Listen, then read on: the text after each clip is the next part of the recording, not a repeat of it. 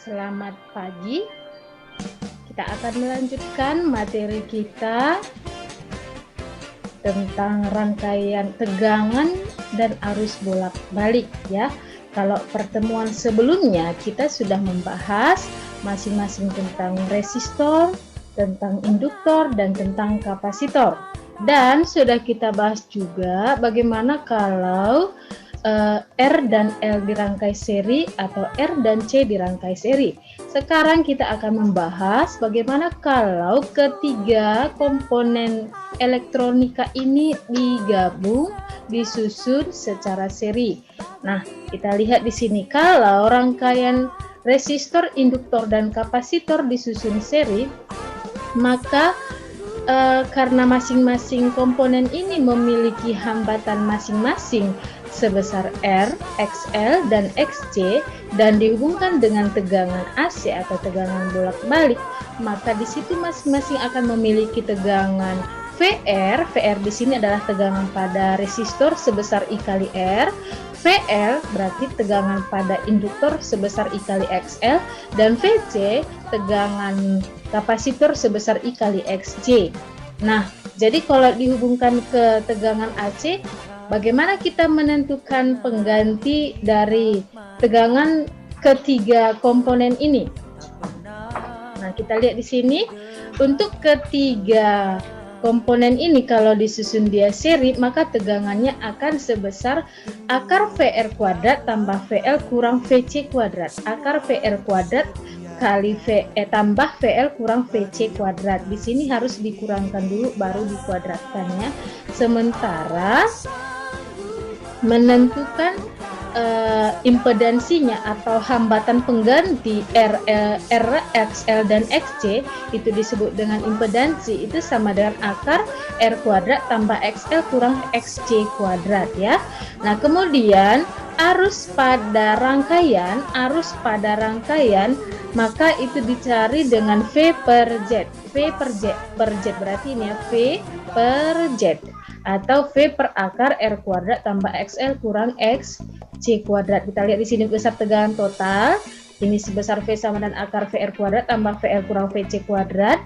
Besar hambatan total atau impedansi itu kalau kita lihat resistor apabila disusun seri kan hanya menjumlahkan hambatan masing-masing resistor.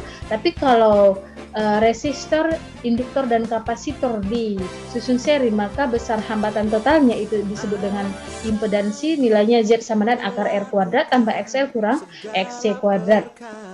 Kemudian kuat arus yang mengalir pada rangkaian I sama dengan V per Z atau V per R kuadrat kali XL kurang XC kuadrat. Perhatikan ya, untuk hukum Ohm di sini berlaku bahwa arus yang mengalir pada setiap komponen adalah sama. Makanya di sini kan dibuat I kali R, I kali XL, dan I kali XC ya. Nah, di sini dia gambarannya bisa kita perhatikan resistor, induktor, dan kapasitor dihubungkan dengan sumber tegangan AC mengalir arus sebesar I, maka arus yang mengalir pada R ini juga I ya, nilainya I. Arus yang mengalir pada L nilainya I juga, dan arus yang mengalir pada C nilainya I juga, sama dia besar arus yang mengalir pada setiap komponen ya. Nah, ini dia grafik hubungan antara tegangan pada R, L, dan C ya. Nah, kemudian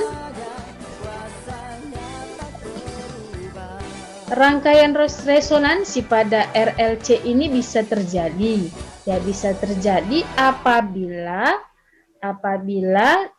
nilai Z sama dengan R, nilai Z sama dengan R ya. Nah, nilai Z sama dengan R, maka akan terjadi resonansi atau XL sama dengan XC.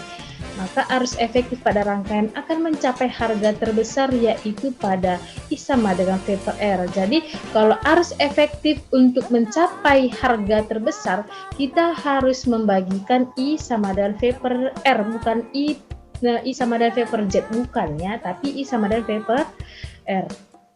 Kemudian kalau kita kaitkan dengan keadaan resonansi tadi XL sama dengan XC, maka akan ditemukan namanya frekuensi resonansi, ya. Frekuensi resonansi itu sebesar F sama dengan 1/2 pi akar LC. 1/2 pi akar LC itu kalau dia terjadi resonansi. Sekali lagi, resonansi akan terjadi apabila XL sama dengan XC, maka nilai Z sama dengan R. Dan akan ada namanya frekuensi resonansi sebesar F sama dengan 1/2 pi akar LC, ya. Kemudian ada daya arus bolak-balik. Ada daya arus bolak-balik, kita lihat daya dalam arus searah dirumuskan V sama dengan V kali I. Itu benar, ya. Dengan V dan I harganya selalu tetap. Itu kalau pada arus searah. Tetapi untuk arus bolak-balik, daya listriknya dinyatakan sebagai perkalian antara tegangan kuat arus dan faktor daya. P sama dengan PI cos theta atau P sama dengan I kuadrat Z cos theta. Nah, jadi dengan P adalah daya listrik bolak-balik, satuannya watt, kemudian V adalah tegangan efektif, dan I adalah kuat arus efektif. Nah, tapi kalau dia nilai yang sesungguhnya, ya, nilai yang dipakai itu P sama dengan I kuadrat kali R, karena terkadang nilai nilai arus itu kalau menurut grafik rangkaian resistor itu terkadang ada nilai 0, padahal kan sebenarnya tidak, ya. Kemudian cos theta bisa dicari dengan R per Z.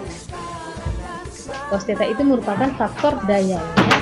Kita lihat contoh, satu rangkaian RLC dipasang pada tegangan bolak-balik yang nilai efektifnya 100 volt dan frekuensi 60 Hz. Bila R sama dengan 10, di sini 10 ohm, ya, L-nya 26,5 farad, maka tegangan di ujung-ujung L dan L adalah berapa volt? Oke, diketahui R sama dengan 10 ohm, L sama dengan 26,5 milihenry, ya. Di sini harus tambahkan milihenry, ya.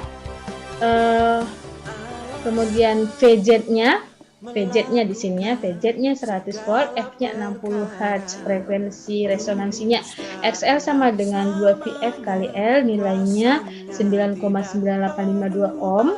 Kemudian XC-nya 1/2 VF kali C, diisikan nilainya menjadi 25,037 ohm, maka Z sama dengan akar XL kurang XC kuadrat tambah R kuadrat, atau R kuadrat tambah XL kurang XC kuadrat, sama aja dia, ya. Kemudian diisikan nilai-nilainya, maka nilai Z-nya 18,07 ohm, sehingga diperoleh I-nya sama dengan VZ per Z sama dengan 100/18,07, hasilnya 5,434 ampere. Kemudian yang ditanya tadi adalah tegangan di ujung-ujung induktor, berarti PL sama dengan I kali XL, diisikan nilai, maka nilainya adalah 55,2584 volt, ya. Itu saja untuk materi hari ini, semoga dipahami. Kerjakan latihan ini untuk melihat kemampuanmu mengenai materi yang sudah kita bahas bersama tadi. Sekalipun belajar jarak jauh, tetap semangat, tetap jaga kesehatan. Anggap saja situasi sekarang ini sebagai